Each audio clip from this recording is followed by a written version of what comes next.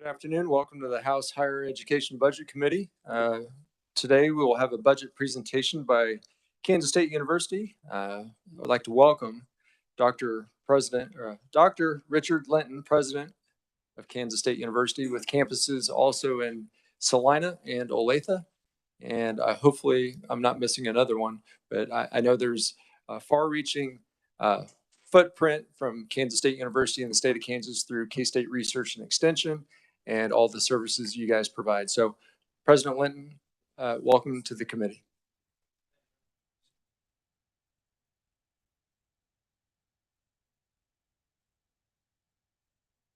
Dr. Linton, could you make sure to... And I got to say all that again. Good afternoon.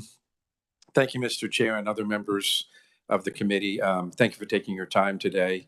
It's an honor and a privilege for me to be here representing Kansas State University as their president. As I begin the testimony, there's a few things I'll say. First of all, happy birthday to Kansas State University. This is 160 years. It is the first operational land grant in the United States. That's something that we're very proud of.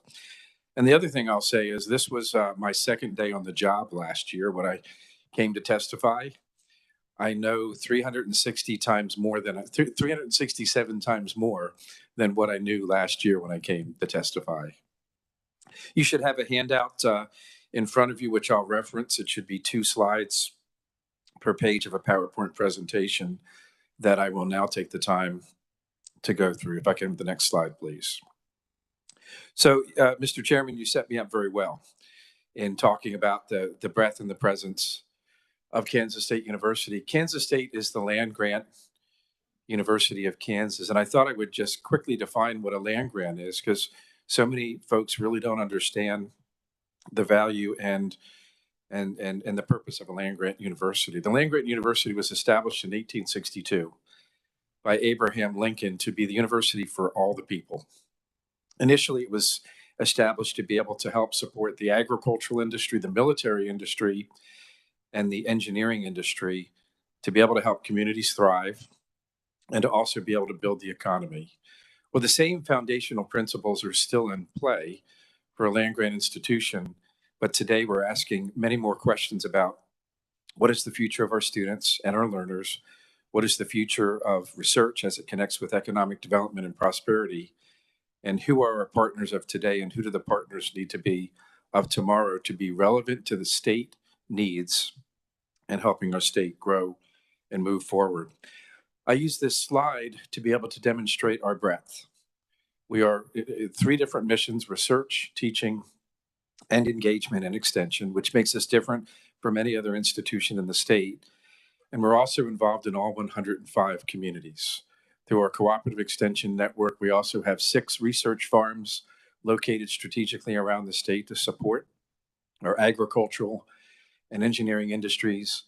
And as the chair had mentioned, 3 physical campuses, 1 in Manhattan campus, the Salina campus, which focuses on aviation technology, and our Olathe campus, which helps support the Kansas City and surrounding regions. If I can go to the next slide, please. So the last year, we've been working very hard in a strategic planning exercise to be able to try to help identify what is the next generation land grant university going to be. And today I want to highlight some of the efforts that we have in play and some of the successes that we have in play relative to research, teaching, extension engagement, and our facilities. But we're asking questions like, what does a student look like of tomorrow?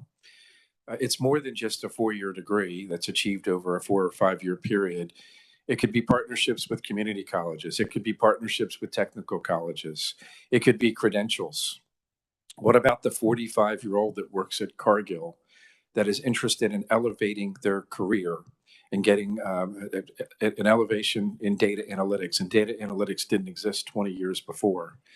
We think of ourselves being in 105 counties and communities with a potential student learner of 3 million people, which is the population of the state. Next slide, please.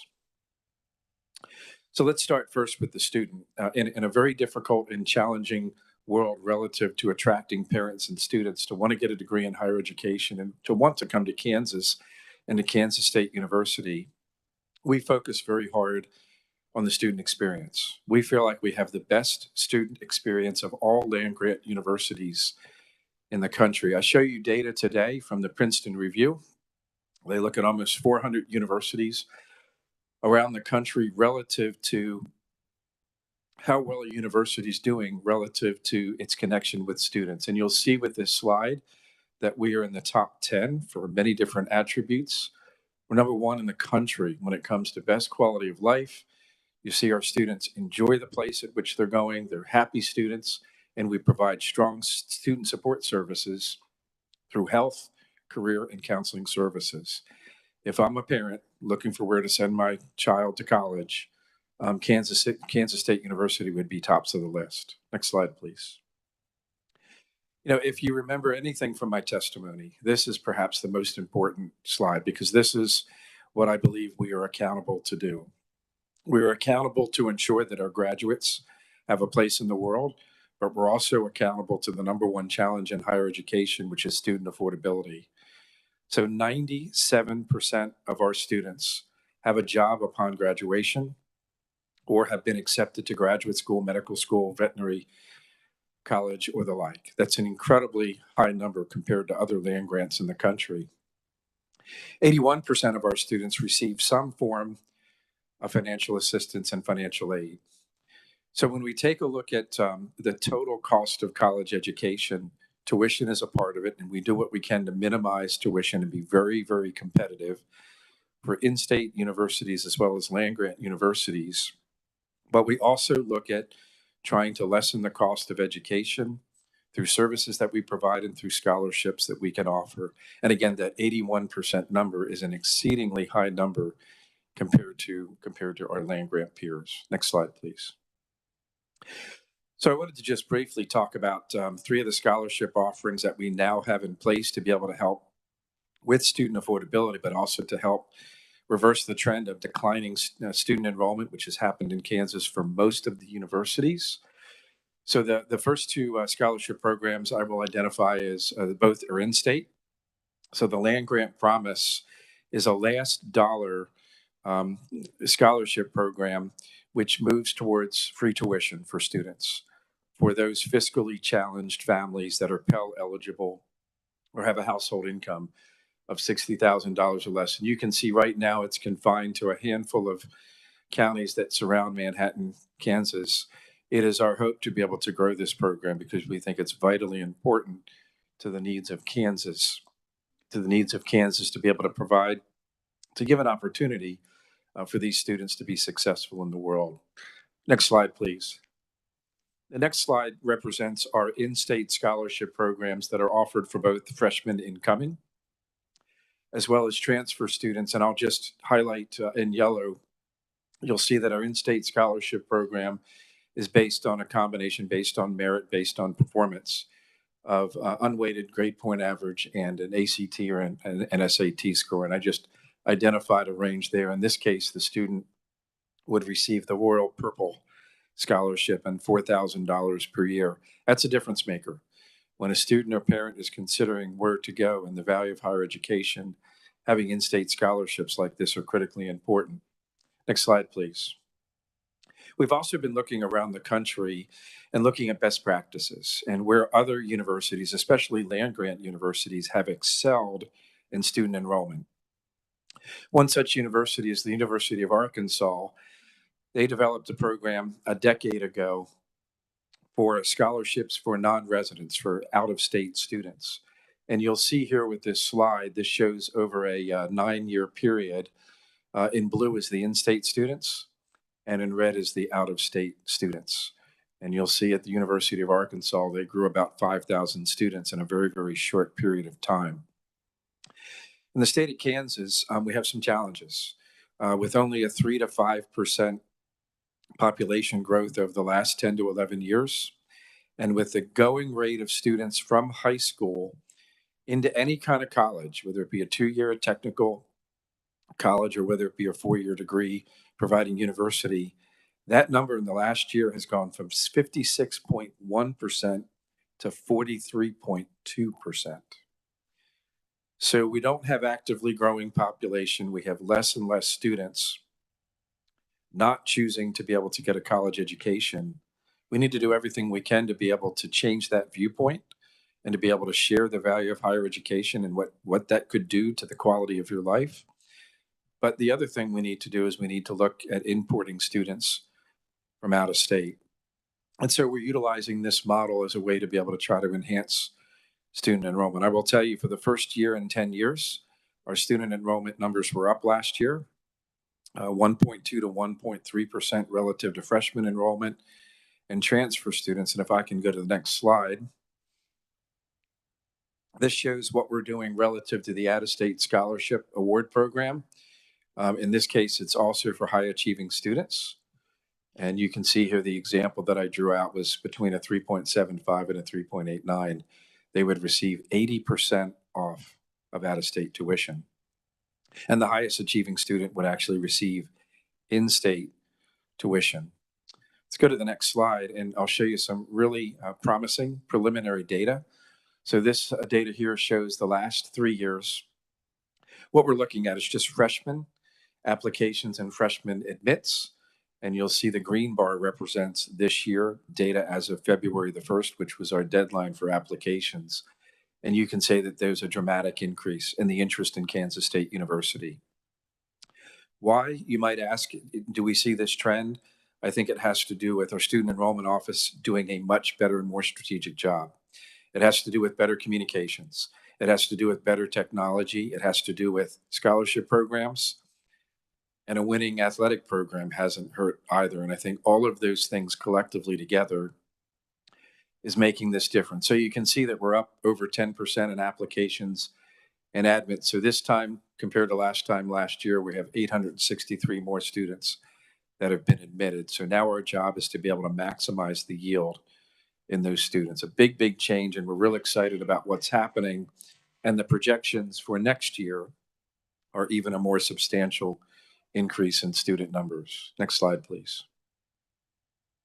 Of course, another very important area in the land grant mission is research. And I think when we think about research today, it's not just about research dollars that come in to be able to support our work, but it's research that's relevant to the needs of Kansans. It's research that's used to be able to solve the grand global challenges and to be able to attract industry to want to come into our state in order to be able to grow and create their business. This shows our competitive research dollars, which is one of the many metrics that are used to be able to help define our success in research. And you can see we have a pretty steady increase in competitive grantsmanship. But I will tell you too, in our strategic plan, this is another very high area of emphasis. We're interested in building interdisciplinary teams that can go after the bigger challenges and the bigger grants, thereby elevating the reputation of Kansas State University, thereby attracting top-level faculty and attracting students. Next slide, please. This is just one example of a research grant that was obtained over the last several months. So the National Science Foundation is one of the most competitive arenas in which we can receive competitive grants. This is a faculty member from the Department of Biological and Agricultural Engineering that received a $6 million grant to be able to develop a biodegradable spray-on bioplastic. And this biodegradable spray-on bioplastic would be used in field in order to be able to maximize water and preserve the water that's there, reduce disease in the plant material, and also be able to mitigate weed and have weed control, all lead into better yield and more profitability for the Kansas farmer. Next slide, please. You know, this has been a really enjoyable year for me because there's been a lot of firsts and a lot of what I call historical outcomes associated with Kansas State University. These are two that I wanted to highlight. This year we had the largest historical economic investment in the history of the Manhattan region. So Scorpion Biologics is a company, it's a Raleigh, North Carolina-based company that selected Manhattan, Kansas as the site location for a $650 million vaccine, human vaccine manufacturing facility. This plans for this building are already underway. And over the next several years, we will have over 500 new jobs that pay out $80,000 on average. That's more than twice the average salary in Manhattan, Kansas. And Scorpion Biologics came to Kansas for a lot of reasons. They came because there was support all the way from the governor's office to commerce to state chambers, all the way down to local chambers, the technical college and Kansas State University. What these companies want is they want support from the state and they want support from universities. For us, that support comes in training, research collaboration, and a talent pipeline that can fulfill the job needs that they're going to have in the future. The second historical outcome that I wanted to highlight was the largest outright corporate gift in the history of Kansas State University. This was a cash gift that was provided by General Atomics for K-State Salina to be able to help support aviation, both in capital and operational support for the aeronautics program. You know, when we take a look at resources for a land-grant university, it's pretty complex. It's state money in many different forms: research, extension, general funds for academic programs, and tuition. Also federally, it's support for research and extension for our agricultural programs. But the other components include grantsmanship and the funds that come in through grantsmanship, as well as philanthropic support. And so last year, I will just highlight that we had the largest historical outcome in philanthropic support, with $235 million donated to the university to be able to help our people, our programs, our partnerships, and to be able to help elevate Kansas State University. 72 million of those dollars went directly for student scholarships, most of it in the form of cash that will be used over the next decade. And so that's a really important reason about how we're seeing this rather dramatic change in freshman applications and freshman admits. Next slide, please. So I use the state of Kansas again just to reemphasize that we're responsible for all 105 counties and communities, and we want to take advantage of that strength that we have as a land-grant institution. We started a year ago what's called Presidential University Community Visits. And the idea here is the president will travel around the state with a group of students that are from that region of the state, the provost office, the Office of Student Life, my extension director, and also a team that comes from leadership studies. And the purpose of our visits around the state is about strengthening the relationships and partnerships that we already have in place, finding a way to be able to build new partnerships that are not yet in place to expand the vision of a land-grant institution, and also to be able to engage with parents and students and guidance counselors and parents in a way to be able to articulate this incredible student experience that we have at K-State, and to be able to entice them to have an interest in joining the K-State family. So this slide just shows where we are today. This year we'll have 9 different community visits, and we will touch 72 out of 105 communities. And what we're learning is what the next generation can look like. And we're understanding how can we be more relevant to the needs of Kansans. So what's important and top of mind to them? Healthcare, daycare, water, housing, economic development, and growth. The more we listen, the more we learn, the more we can develop impactful community-based programs to be able to move our state forward. So you'll see our next trip is in Sedgwick County on February the 21st. It's actually the 20th and the 21st. And just to give you a highlight of what that visit looks like, we'll be visiting with Cooperative Extension. We'll be visiting with schools, parents, teachers, guidance counselors, and prospective students. We will be visiting with the Leadership Center in Wichita, and also with Textron. Again, a very customized visit, and also with Pepsi Cola to be able to celebrate the partnerships that we have and think about new ways in which we can help that specific region of the state. Next slide, please. Yeah, so if I would bring this report card home in high school, I'd kind of be in trouble because I wasn't allowed to bring C's home. So this is the report card for our facilities on campus in Manhattan. You'll see if you look at the numbers, about 2/3 of our facilities get a grade of C or below. And this grade is coming from the Kansas Board of Regents when they did this evaluation a few years ago. So we have a team in place that is an incredibly strategic team that is looking at trying to identify how do we have a better place? Because place and space matters when you want to attract really strong faculty and when you want to attract students. Our business school is brand new. When parents and students walk into that business school, they're going to go to K-State. But when they walk into many of the other buildings with an average age of 62 years old, it becomes a challenge to be able to attract parents and students, and a challenge to be able to help support the faculty that are wanting to do cutting edge research. We have $430 million in mission critical repair and renovation needs. And the team that's working on this, led by my CFO, COO, is working on trying to identify how can we maximize space? How can we make good and difficult decisions about what buildings need to come down, what buildings can be renovated and modernized, and what buildings do we need to reimagine as we move forward? Next slide, please. So just to give you an example, part of this slide is a big thank you to the state. Last year, there was a significant amount of funding that helped support all six of the four-year degree providing institutions relative to demolition funding and relative to repair and renewal funding. If you remember, the demolition funding was just outright funding.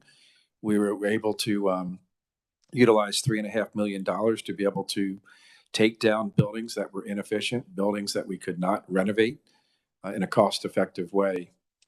And with the one-to-one match requirement, the state provided $10.5 million that we matched with $10.5 million, and we're identifying critical space that needs to be renovated, focusing on classrooms.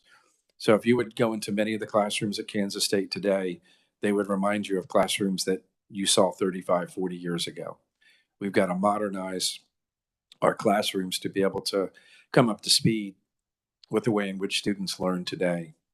But I think here's the more important part of the story.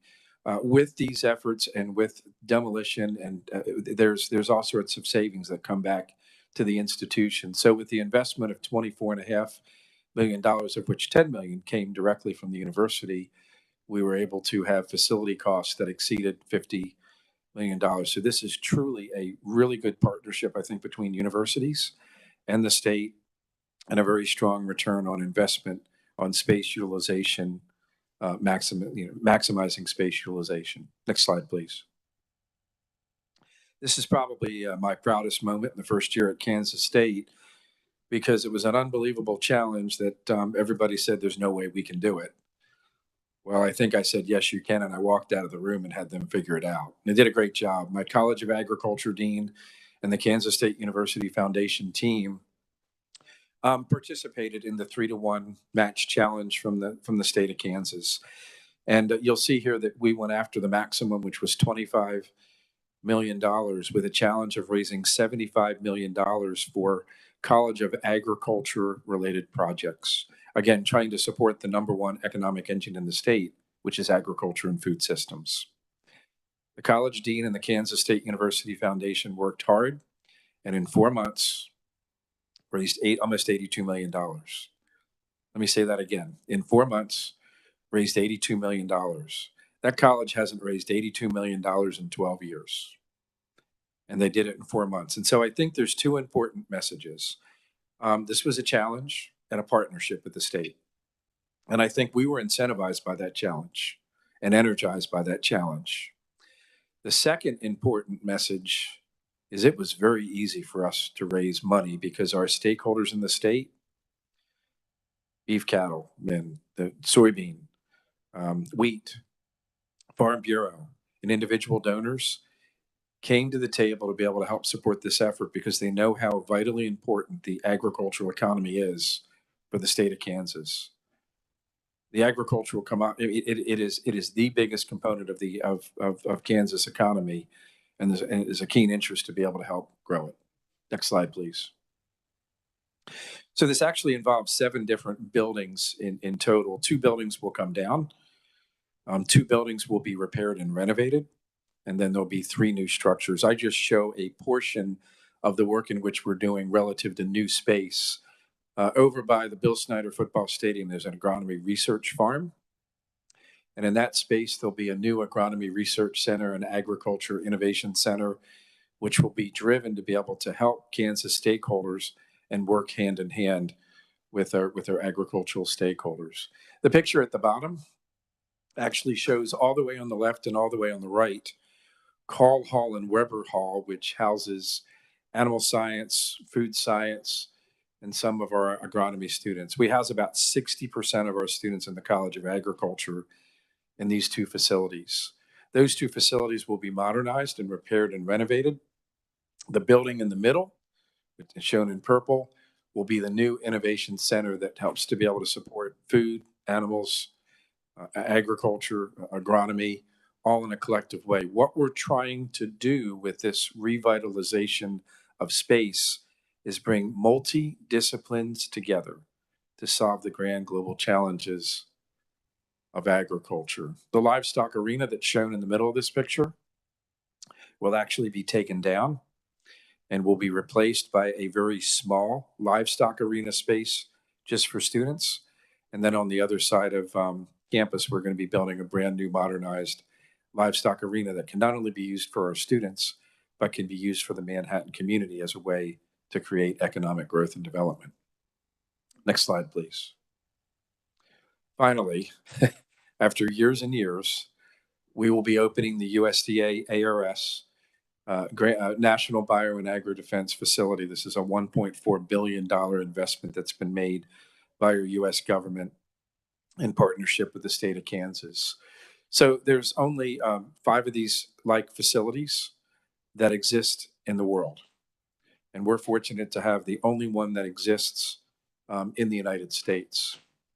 This grand opening will happen sometime later this spring. And this opens up the door to so many possible interactions with our university and USDA ARS, as well as with industry partners that will join because of this level of expertise that exists in Manhattan, Kansas. Next slide, please. I think you all recognize the importance of universities in helping to stimulate and grow the economy. We don't only just produce the talent pipeline that fulfills the jobs, but we also provide the technology and we provide the research that helps to be able to stimulate companies to be able to want to settle in the state of Kansas. So in June of 2020, K-Board charged all of the different Regent universities with building their specific economic prosperity plan. And we built ours, at least initially, around 4 of the core strengths at Kansas State. That's food and agriculture, that's biodefense, that's data analytics, and it's something called K-State 105, which I'll talk about in some more detail in just a minute. So our overall 2 important metrics for our economic prosperity plan is $3 billion invested in the state by 2030 and 3,000 jobs. And already after 3 years, we have $1.7 billion projected as an investment to the state and almost 1,900 jobs in the pipeline, with Scorpion Biologics being the biggest piece of that puzzle. Next slide, please.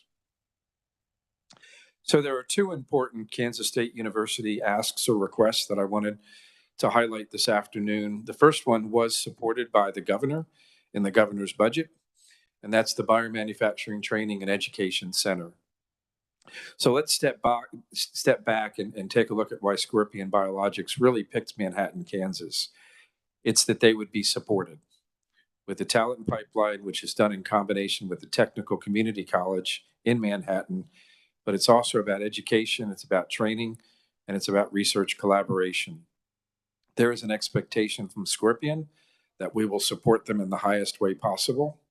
And we have an opportunity to be able to attract other companies because of Scorpion Biologics if we can be successful in providing this kind of support and service. So again, the important impact, we think it'll create jobs, it'll help in industry recruitment, it'll also help in workforce training and ongoing professional development and training. And so again, the ask is it's a $5 million ask that's recurring, with a 1-to-1 match being provided by Kansas State University to, again, partner in this effort to be able to grow this industry.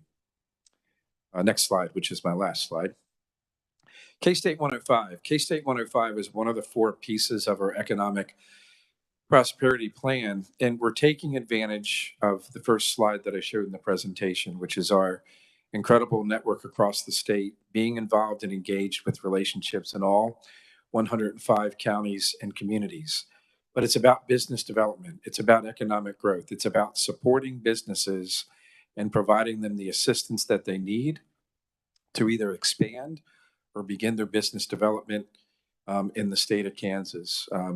This is probably the best idea that I've seen that's come out of this university in a long time, because I think it does what I think is important to all components of the state, which helps grows our state, helps create businesses, and helps to enhance our Kansas economy. Some of the initial partners are shown on this slide, but as we build this effort out, we expect that level of partnerships to grow tremendously, to include many other partners in economic development, community colleges, technical colleges, and whatever partners make sense to be able to help grow in that specific region of the state. K-State's really the only university that can lead this kind of an effort, because you have to have relationships throughout the state in all 105 counties. And my last slide, it just says "Go Cats," and I go like this to end the presentation. So with that, I stand ready for questions. Thank you, President Linton, for your great presentation before the committee today. Committee questions? Vice Chair Blue. Thank you, Mr. Chair. I am looking at the demolition projects that we received from the Board of Regents, and you have 3 buildings on, or 4 buildings on here. Are you planning, or maybe there's 5, let me count real quick. 1, 2, 3, 4, 5. Are you planning on rebuilding in all of those locations, or are some of them just to be torn down and then you'll have a larger quad? What is your plans? What are your plans? So I think the answer is it depends.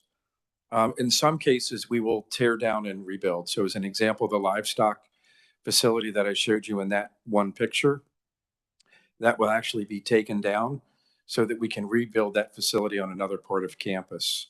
Schellenberger, which is a building that will be taken down to be able to support grain, bakery, and milling science, will be a building that will be taken down. That building will be replaced as the centralized building as a part of the agricultural project, and that will leave open space on campus.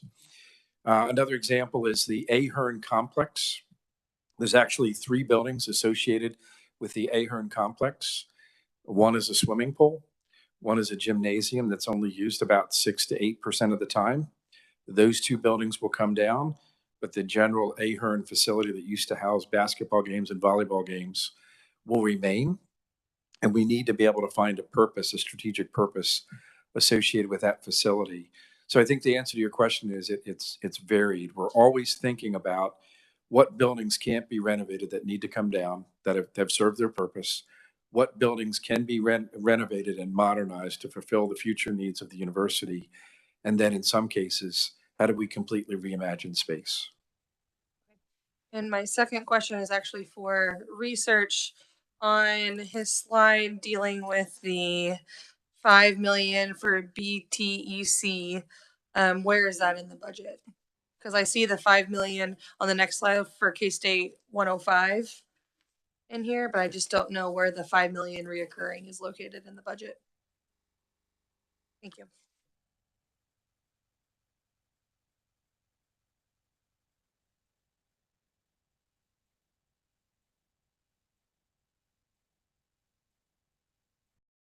Vice Chair Blue, you were looking at page, what page in the PowerPoint presentation? Just for the sake of the other committee. Slide 21. Okay, so slide 21. You're wanting to know where in the budget analysis that is. Okay.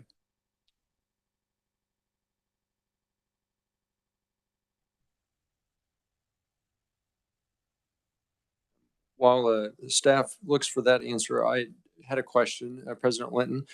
So in the governor's budget recommendation, there's a certain allotment of funds for addressing inflationary pressures that universities are facing.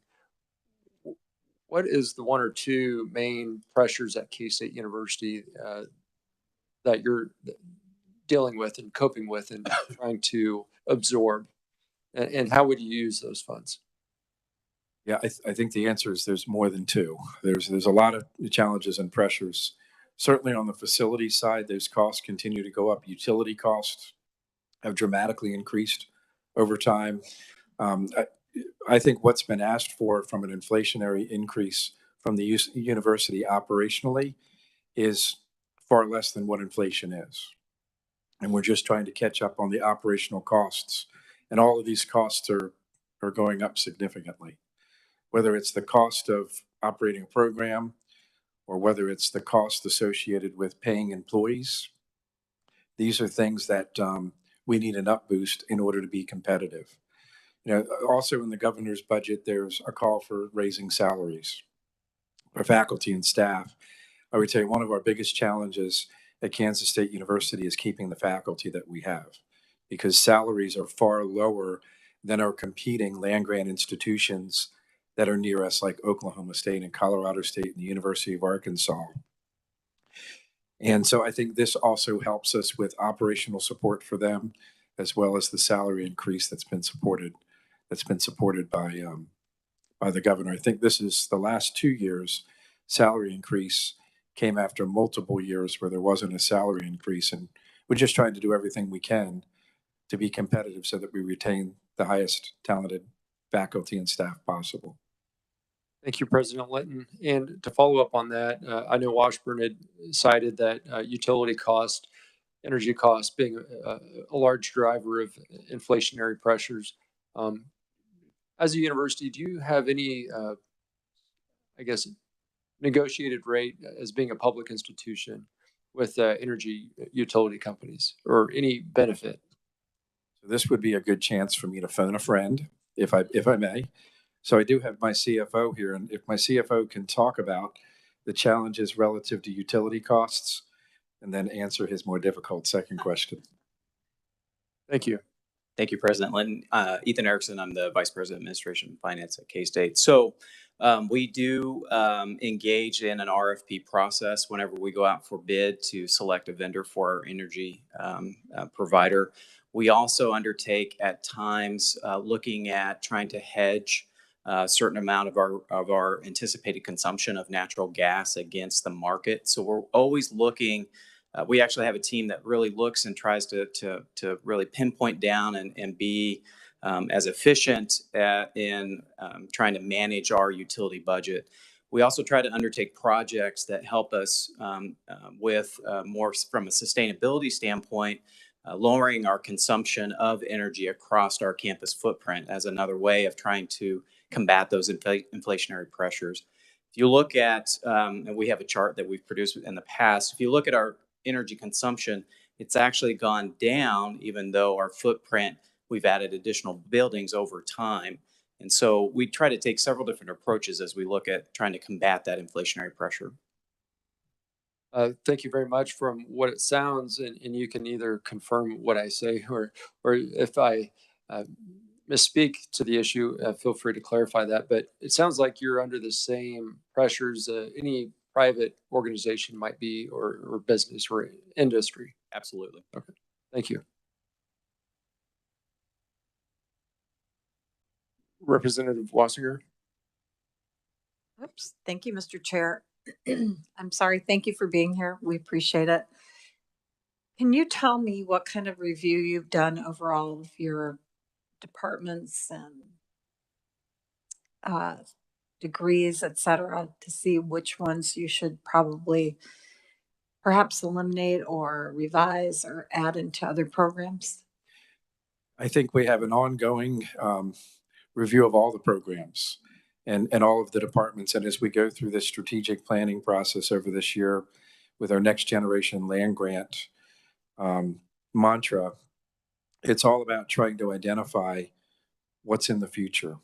How can we create programs that need to be created for the future? What programs do we need to help support and enable them to grow?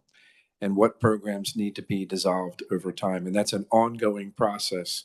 And if you look at the history of Kansas State University over the last several years, we've added programs, we've grown programs, but we've also dissolved many programs as well. All right, thank you, Mr. Chair. May I ask one more quick question? You may. I think I'll phone a friend for you. Oh, thank you. I'm wondering what your profit and loss is, just the basic Profit and loss statement. loss. For some reason it didn't want to come out. As if you were a business, where are you? Definitely in the black or definitely skirting the red? Thank you. We're a nonprofit institution, but I'll turn it over to Ethan to be able to, if I may, to be able to specifically talk about where we are budgetarily and maybe some of the challenges that we have. So President Linton's correct. I mean, we think about it more from the nonprofit basis. We're not necessarily here to generate that profit.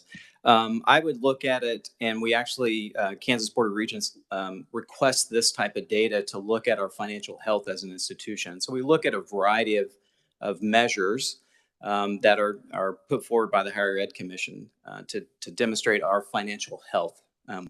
And when you have to think about it, not just from a tuition standpoint or state funding standpoint, but also from, we have lots of different subunits within our organization. Housing and dining is a separate area. Parking, we generate a lot of federal grants as well. So when you take that entire picture and you look at our cash balances, you look at our asset portfolio, you look at all those metrics, what we can show and demonstrate when you look at what's called our Comprehensive Financial Index, we've actually improved our health, our financial health over time to where we're very healthy as an institution.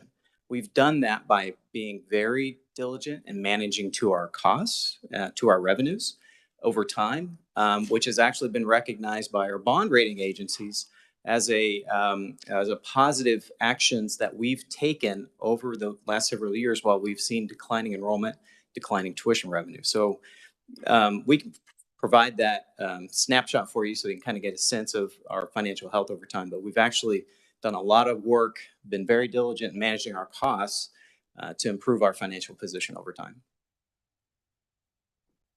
If I may, thank you, Mr. Chair. So are your revenues exceeding your expenditures? No, I mean, from our basis, what we look at is break even in most instances. So we try to really manage our revenues coming in and balancing our budget to those pieces. So we're not trying to generate excess revenues over time. And I appreciate that. And having started a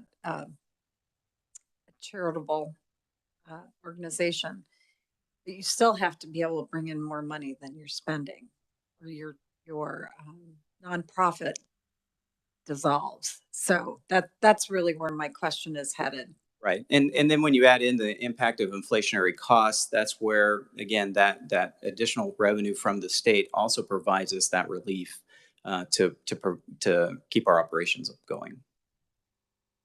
Say that one more time, please. Well, I'm just saying, I mean, yes, you're right. I mean, we have to have revenues, balances to our expenses, correct. And then as we're also battling those inflationary pieces, that additional support from the state provides that relief for us operationally. Okay. So I'm hearing you're getting money from the states so that your revenues exceed your. No, not necessarily. I wouldn't say it that way. No, I apologize. I know you wouldn't say it that way, but thank you. Thank you, Mr. Chair. Representative Fairchild. Thank you, Mr. Chairman. I just remember over the past couple of years that we've gotten quite a few emails from people that had some concerns about the bio and agri defense facility. Just some concerns about the safety of that and concerns by people that, we could have some situation where, some pathogen could escape from the facility. So I was just wondering if you could talk about that and talk about how you think that would be a secure facility. I think it's a great question. So I've been there just over a year. I haven't received a single complaint. I think that probably happened early on when people maybe really didn't realize how secure this facility is. Because of my security clearance, I do have access to that building, and I am a microbiologist by training and have been through that space. I will tell you that is the safest place in America when it comes to containment. And if anything, disastrous or bad would happen in Manhattan, Kansas, I would want to be inside that building. It's an incredibly secure space that has full protection of the contaminants that are inside. Representative Rogers. I apologize. I said the most dangerous place in Manhattan in wintertime is House of Doom. Is what? The House of... Lawrence friend. I haven't been to the House of Doom yet. Representative Rogers, I think it's the Octagon of Doom. What did I say? What did I say? House of Oh, Doom. Octagon of Doom. I'm sorry. I'm sorry. Do I have the floor now? Y'all can go pack a lunch. I've got no idea. You may. Thank you. I have a couple questions, and I apologize, Representative. I was making a stupid joke over here, not taking your questions, your comments seriously. The BTC, where's that going to be located on campus? It's going to be located over in the Edge Collaborative District. So the Edge Collaborative District is on the edge of campus. The intention of that space is private-public partnerships and to be able to attract industry. And so we're trying to create a research triangle park-like atmosphere, and an atmosphere that's similar to Discovery Park at Purdue University and Centennial Campus at NC State University, and other campuses have similar kind of entities. But it's going to be a spot where industry could collaborate and come together. Mr. Chairman, I guess I'll just start this because we'll probably ask this from everybody here on out. We talk about inflationary pressures. We understand that.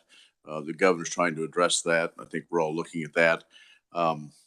In years past, we've done a lot of trading back and forth on no tuition increases. We know that probably that's going to be a heavy lift with everything else going on and with enrollment. I'm glad enrollments are coming up, but have you started that conversation, that process of what may happen? Because it seems like those get announced about the day after we leave.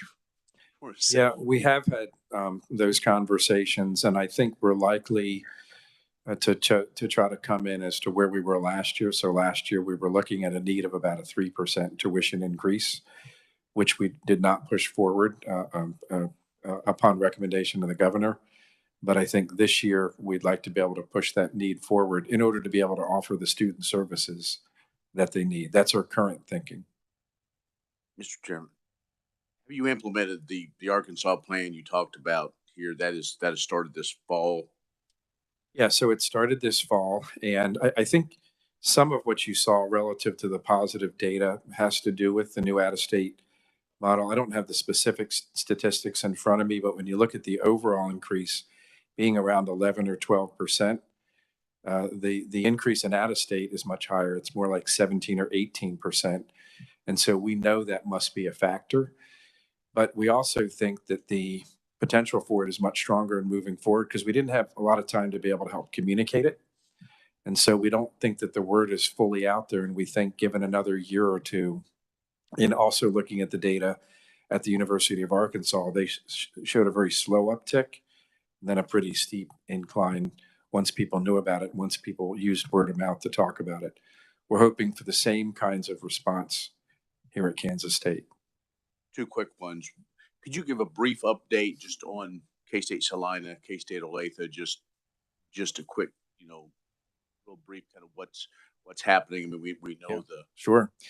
Salina. Sure. Yep. K-State Salina. So first of all, both of our leadership with deans there is spectacular. They're both very forward thinking. They're both business minded, and they're community engaged and community minded to be able to work with their community to be able to help grow campus. I think Salina is the part of the university that's growing the most in student enrollment. I think the number I heard the other day is that there's a need for 180,000 pilots. I was with a representative in Washington, D.C. last week that talked about United Airlines is hiring 55 pilots a day. And so there's tremendous need. That's why we have a new residence hall that was just under construction, which will be ready for next fall. So I think Salina is a real positive spot relative to meeting the needs of the community and also meeting the needs of future workforces and growing in enrollment. I think our Olathe campus has unmet potential. that we're trying to realize with new leadership that's in place. And so when I was at North Carolina State University, we had a almost an identical kind of campus. It was called Kannapolis. It was 2 hours away from main campus. It was 20 minutes away from Charlotte. And it took a while for this incredible facility to be able to realize what it could be and to attract top talent. We now have a dean of that college that's talking to companies like Panasonic and how we can help support the workforce development and talent pipeline for Panasonic, and working with the community to be able to try to help understand what's important and what's relevant from a research standpoint, from an outreach and engagement standpoint, and from a student attraction standpoint. I think the potential in Olathe is enormous. And my hope is to be able to see the positive growth that we saw in Kannapolis here in Olathe. You know, it's funny for me to see where they are today and to be able to see where Kannapolis was 10 years ago and to be able to help witness the growth that's possible.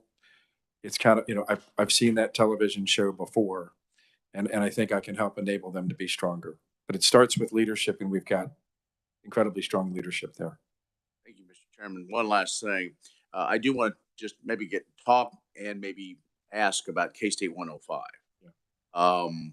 To me, you know, I was in Manhattan when that first, the economic plan came out, and it has developed. I think it gains more excitement.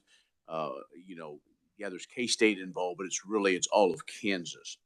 And so can you just talk maybe a little bit more of how the role that K-State will have, Extension will have? I also look at this maybe as a rebirth of Extension. Yep. And how that can touch, and then I have a brief comment right after that. So I think Extension is the conduit with the relationships that have been built with all of these communities around the state, and that enables us to be able to identify where are the right partners in different parts of the state.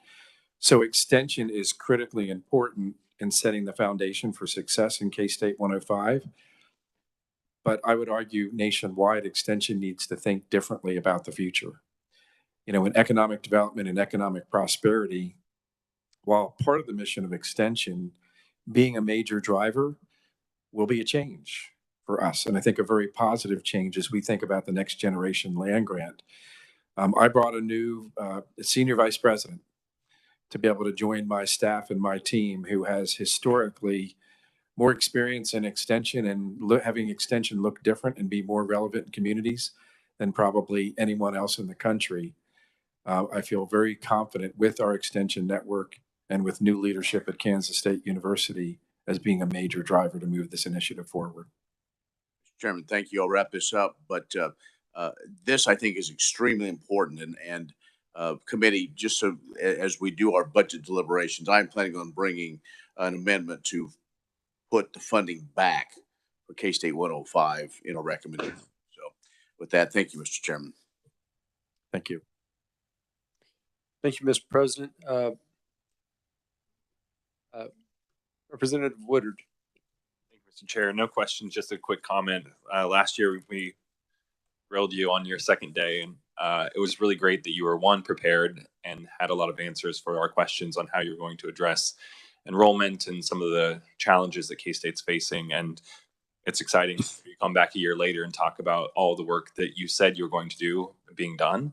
And clearly it's yielding great returns, because having freshman enrollment up in challenging environments, not an easy feat. So thanks for everything you're doing, everything you said you're going to do, which has yielded in really positive results.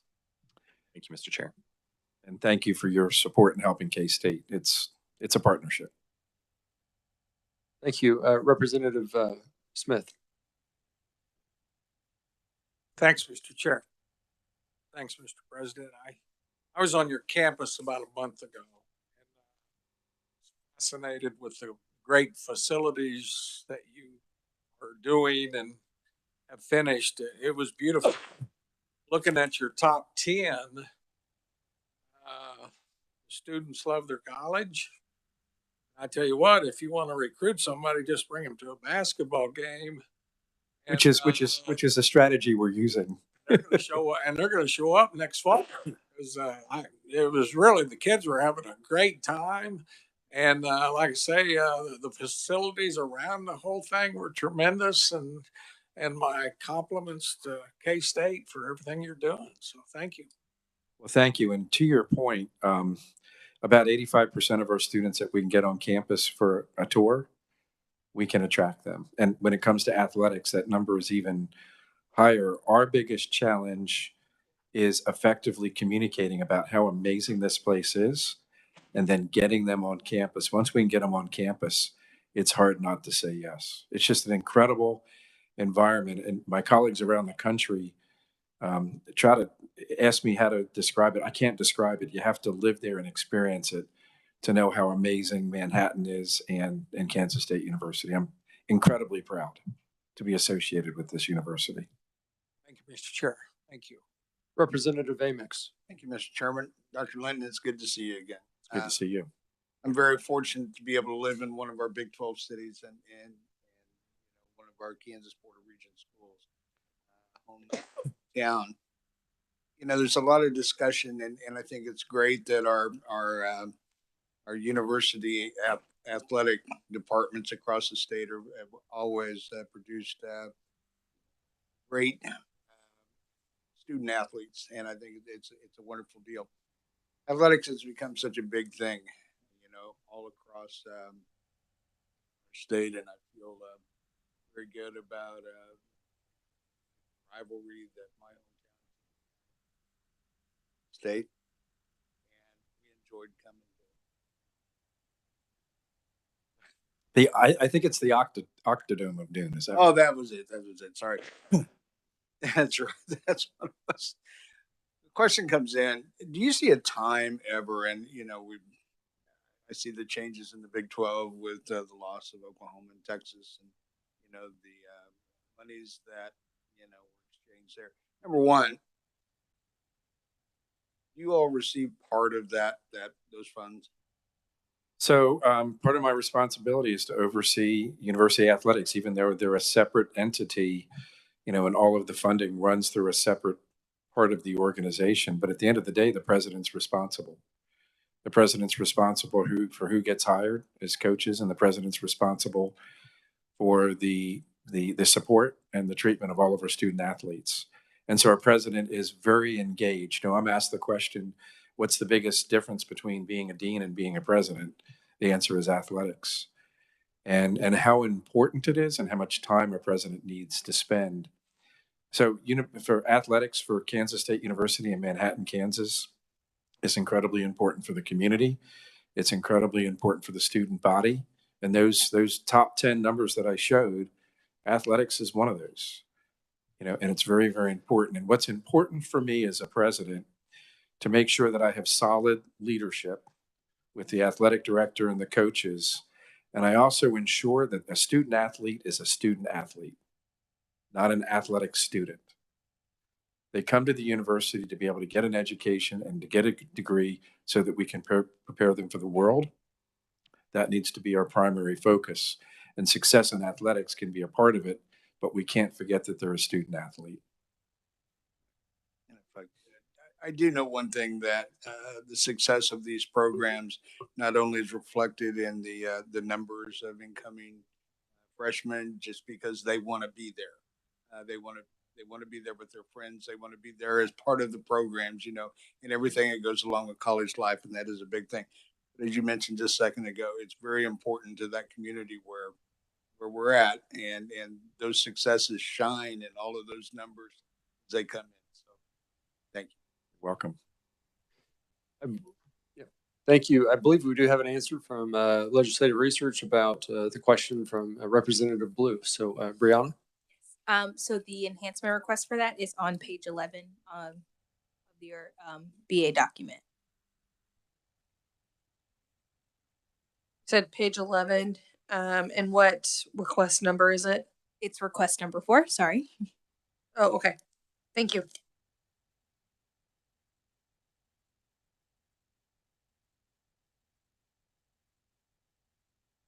So I can fully understand. Request number 4 was bundled together, 104 or 105 and the buy. Okay, that's what I. Thank you.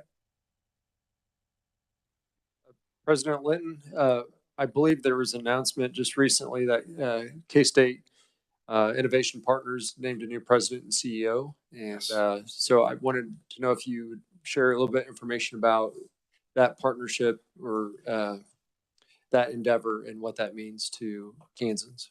Sure. So Rebecca Robinson was just recently named to that position. Kent Glasscock is retiring, and there's a transition in that role. But if you think about intellectual property, it's critically important to the university because it's technology that we can make relatable and make available to the world. And so it's technology that we own as an institution, and it is a part of the portfolio. When you look at getting additional resources, IP development is a part of that portfolio. So to Representative Wassinger's question earlier, when we think about resourcing a university, there's state support in the form of tuition and state general funds for academic programs, for research, and for extension. There's federal funds that help support research and extension for agricultural endeavors. Then there's research competitive support, which a part of those funds come to be able to help the operation. There's philanthropic support. There's services that are provided on campus. IP becomes a very important component of helping to resource the research engine. And so that partnership that we have with IP is just a way to be able to elevate technologies that have the Kansas State University brand on it. Thank you, Mr. President. And I can speak from my family. My parents benefited from their work in working with a seed company that does research on their farm. And so they've seen the benefits of that. And my dad gladly welcomes that because as most farmers, they don't have a 401k match and things like that. Anything they've been able to save over the years is tied up in their assets. And so to utilize that in his later years is very much appreciated. And so I think those good stories are being shared. But in terms of the K-State Research and Extension, isn't it true that there's also local dollars through taxing authorities that help support that network? That's correct. So if you take a look at extension, it's a partnership. It's a combination of local community dollars, state dollars, and federal dollars. I believe here in the state of Kansas, we're somewhere between 15 and 20% coming from local communities to supporting extension. So it's a part of the overall package. Thank you, Mr. President. I wanted to kind of step backwards into the conversation that was had earlier about kind of looking at cash flow to a university, and we recognize its mission isn't to be for profit. And however, with declining enrollment over those last few years, and I'm sure COVID didn't help with that. And this is something that all universities were facing in the state of Kansas, especially with resident graduates from our high schools. At the same time, we've seen an increase in those out-of-state students coming. So those are good things. But in proportion to the declining enrollment, do you feel you have enough tools from the Board of Regents to, maybe it's a buyback program or buyout program through attrition, things like that, to right size faculty and strategically align your resources, whether it's in programs, majors, and staff? I don't want to speak on behalf of the Board of Regents, but I can try to answer that question from my perspective. So we have, over the last 8 years, lost 21% of our students, which is $65 million recurring. And so a big part of what we're trying to do is we're trying to regain that portion of funding in order to be able to support the programs and the people that we have at Kansas State University. And so job number one is to be able to reverse that trend so that we have the resources that are needed, to be able to grow our programs. I think when we look at programs, we look at trying to grow programs that should be grown. Again, we try to create new programs that are needed and dissolve other programs over time. But the biggest challenge that we have today is we simply don't have the bandwidth that we had 8 or 9 years ago. Because when there's a loss in funding, there's a loss in support staff in order to enable us to be successful. So if what we're trying to do is we're trying to be able to capture resources in multiple different pots, whether it's philanthropy, whether it's student tuition, whether it's grantsmanship, and it's my job to be able to try to balance all of those to be able to help enable to grow them into a place of where our programs can be successful. Right now and today, we don't have the resources that we need to be able to support faculty and staff programs to raise us to the next level. And that's my job to change. I don't know if I answered your question. Yeah, and I view this very much as a conversation. So in the governor's budget recommendation, there's a proposed increase for state employee salary. I think it's 5%, but it's across the board. Do you think it would be better to have targeted, perhaps incentivized, merit-based, the ability to allocate the monies as you see fit in administering your umbrella at Kansas State University? The answer is yes. I'm much more in favor of a merit-based program, or at least a portion of it being merit-based.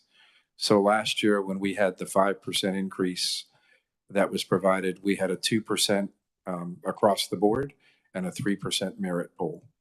And if I was given the opportunity to make a decision about how I would utilize the raise pool and moving forward, I would certainly have a component of it being merit-based for multiple reasons. I think we need to reward the highest performers. And I think too, because there haven't been multiple raises over the last several years, some faculty and staff have been left behind as others have been hired after them. So I'm a big proponent of a merit-based pool for salaries. Thank you. And as it relates to need-based aid, in your slide on, I guess it's slide number 5, 81% of undergrads receive some form of financial aid. And then there's information about the in-state scholarship award program for freshmen. Correct. So how does that carry over to the sophomores? Because I know some students, if scholarship runs out, then perhaps they don't make it all the way through school. So how do you address that challenge? So I think 2 ways to answer that question. One is we had to start the program at a specific time. And so as an example, if it's an out-of-state scholarship opportunity, that program started last year. We can't go back 2, 3, and 4 years to be able to reward those students who might have had the same credentials. We had to make a financial decision, and we had to start at a certain time period.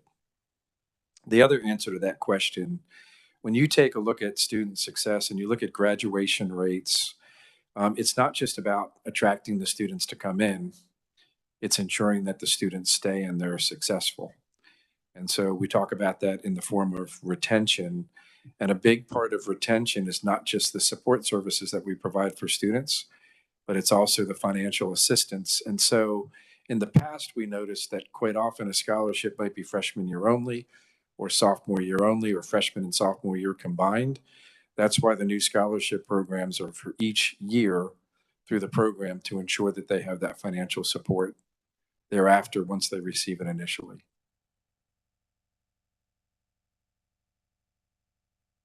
Any other questions from the committee?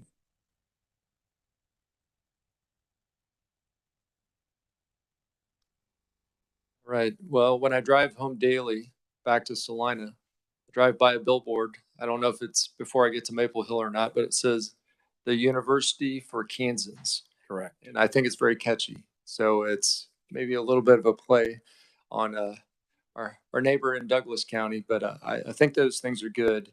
And I believe when we had a hearing a little bit about engineering and the workforce demands in that field, and there was something said that I believe enrollment for in-state graduates at resident high schools have increased. Is that true? The high school graduates in Kansas coming to K-State, that has increased. So perhaps number of high school graduates has increased steadily over the last several years, but the going rate of high school students to college has dramatically decreased. And so I think looking at the data yesterday, we were somewhere around 33,000 high school students that have graduated in the last year, growing by a couple of thousand over the last several years. But what's changing is the going rate from high school to some type of college has dropped from about 56% to 43% in the last 11 years. So while there may be more high school graduates, those actually going to college have offset it with a much lower percentage.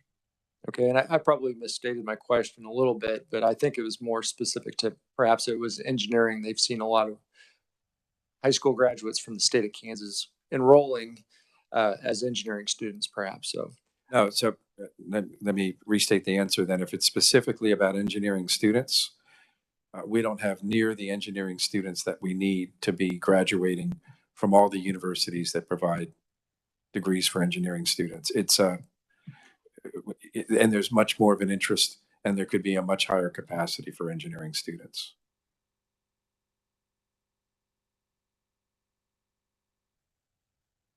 any other questions from the committee? Representative. I have a very serious one. I want to know how we get that lavender stuff. My word, you can't buy lavender. You said, Coach, you can't. You get that lavender. By the way, we may be using a little too much on the road. A little concerned if we can't win a game, but no.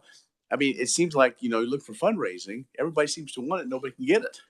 Yeah, and I know I was able to give my CFO a shirt a few weeks ago, and somebody in the audience wanted to buy it from him because they couldn't find it anywhere else. But as I learned, that is special. It's only coaches wear, and coaches wear is not available. It's only available for the president and his cabinet. So maybe next year. We'll keep that in mind as we do discussions about appropriations. No, I'm sorry. I know that was flippant, but it's as an old timer, it is great to see the lavender back. I know people give a lot of hoots about it, but I do appreciate it. Much better than wearing all black. My opinion. Thank you, sir. Thank you, Representative. Representative Wassinger. Thank you, Mr. Chair. I will echo that. As a mother of a 31-year-old K-State graduate who has been battling Hodgkin's lymphoma, he begged to find something. And so not wanting to pull any strings or try to ask for any help, but I know of a graduate who is a good, honest, tax-paying citizen would really, really like that. So as a smart president would do, this is a fundraising opportunity. I'm going to take this back to the foundation and to athletics. And my guess is this time next year, you'll see more lavender in the stores. Right. Thank you. Thank you, President Linton. And, I don't want to close the meeting just yet because I've learned how tough the Appropriations Committee can be. And as chairman, I'll have to stand before the committee, maybe 24 members, and report out the budget for higher education budget. So being a non-for-profit institution, you're an educational institution, there's history, tradition in higher education across the board. But what is being proposed is using your stature in the state for economic development. So it's a much different mission. What would you tell the Appropriations Committee why this new endeavor is so important? And how will this $5 million, I know it's a partial request, is that going to be enough to get the job done in fiscal year 24? So I think it's enough to get us started and on the pathway to success. But I think it's our job, and what legislators are asking us to do is to create opportunities for business development, for attraction of industry, and a way to be able to help grow the economy. I don't think there's another entity in the state other than universities of higher education that are more actively involved in being successful at creating the talent pipeline to fulfill these jobs and to be able to provide the research and the technology attraction for companies to be able to want to come to Kansas. I think we are the most important assets for economic growth and development. And in the case of K-State 105, the relationships with 105 different communities just accelerates that 105%. And in terms of the goal of standing this program up, this effort, endeavor, would it require additional FTE staff or utilizing what we have and then giving them additional responsibility? Because I know there's a lot of different programs available under the extension model. It would require both. We would expect additional staffing that had the expertise to be successful in this area to coordinate the effort. But then I think it would also create an opportunity for change in job and change in mission across the cooperative extension system where needed. So I think you're likely to see both.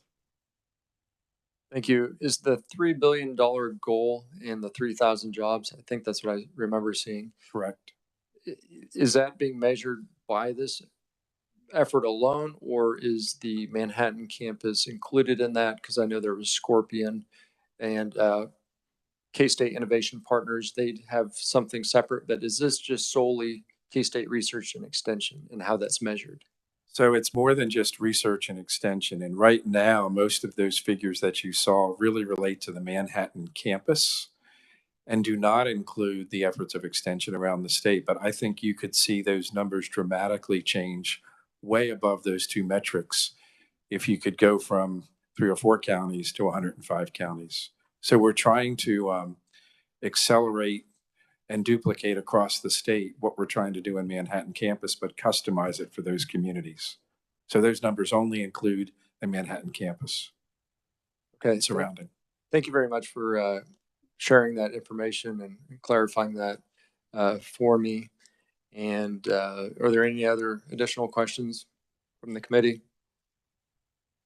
If not, I would close by saying I'd like to extend my sympathies and condolences to the Veneer family for passing of a stalwart supporter of K-State University. And when I think of K-State University or Jack Veneer, it's synonymous with K-State University and all the support his family have given in their contributions. So I just wanted to extend that on behalf of the Higher Education Budget Committee to the K-State family.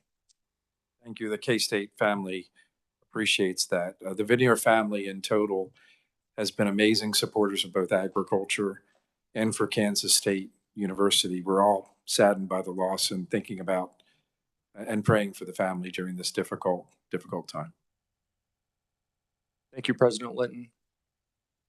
Members, you'll have an opportunity. We won't be working any of the budgets until after turnaround, so there's plenty of opportunity to follow up with President Linton and his team. Any questions you may have, I encourage you to do it. They've been very responsive and good to work with. So with that being said, we do have a meeting tomorrow at 11 a.m. We'll be working the bill we heard yesterday and hearing from the president of Pittsburgh State University. So 11 a.m. here in 281 North. If you have something come up, you can't make it, please let me know so I can get you a substitute. If there's any other announcements,